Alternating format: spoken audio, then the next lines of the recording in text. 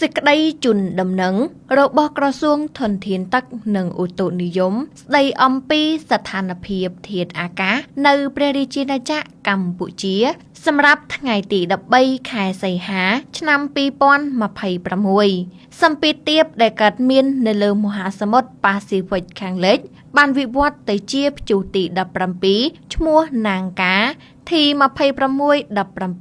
រួមជាមួយនឹងព្យុះទី16ឈ្មោះភីលូទី2616និងព្យុះទី15ឈ្មោះច័ន្ទហោមទី2615មានឥទ្ធិពលខ្លាំងលើរបបខ្យល់មូសុងនិរតីដែលបក់លើឈូងសមុទ្របេងហ្គាល់សមុទ្រអាណ្ដាម៉ាន់សមុទ្រចិនខាងត្បូងអាងទន្លេមេគង្គសមុទ្រកម្ពុជានិងលើព្រះរាជាណាចក្រកម្ពុជាព្រះរាជាណាចក្រកម្ពុជាពុំស្ថិតនៅក្នុងកន្លងផ្លូវដើររបស់ព្យុះទាំង3នេះទេស្ថានភាពបែបនេះនឹងធ្វើឲ្យធាតុអាកាសចាប់ពីថ្ងៃទី13ដល់ថ្ងៃទី15ខែសីហាឆ្នាំ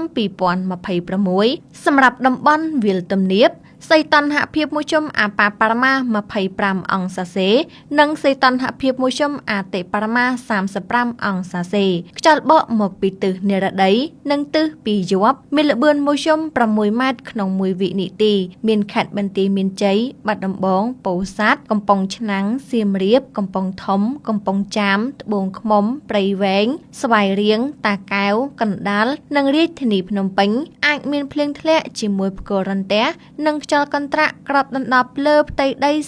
30% ដោយឡែកនៅតំបន់ខ្ពង់រាបវិញសីតុណ្ហភាពមធ្យមអាប៉ាប៉ារ៉ាម៉ា24អង្សាសេនិងសីតុណ្ហភាពមធ្យមអតិប៉ារ៉ាម៉ា34អង្សាសេខ្យល់បក់មកពីទិសនិរតីនិងទិសបស្ចិមមានល្បឿនមធ្យម8ម៉ែត្រក្នុង1វិនាទីមានខេត្តកំពង់ស្ពឺប៉ៃលិនឧត្តរមានជ័យព្រះវិហារក្រចេះស្ទឹងត្រែងរតនគិរីមណ្ឌលគិរីជួរភ្នំដងរែកនិងតំបន់ជួរភ្នំក្រវាញអាចមានភ្លៀងធ្លាក់ជាមួយផ្គររន្ទះនិងខ្យល់កន្ត្រាក់ក្របដណ្ដប់លើផ្ទៃដី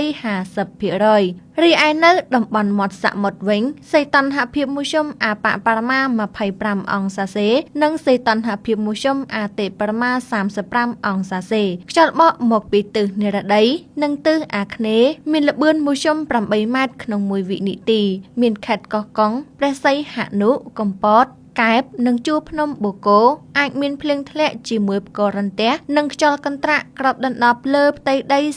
30% រលកសមុទ្រមានកម្ពស់មធ្យមអាប៉ាប៉ារ៉ាម៉ាកន្លះម៉ែត្រនិងកម្ពស់មធ្យមអតិប៉ារ៉ាម៉ា1ម៉ែត្រ75អាស្រ័យដូចបានជម្រាបជូនខាងលើសូមសាធារណជនទទួលជ្រាបជាព័ត៌មាន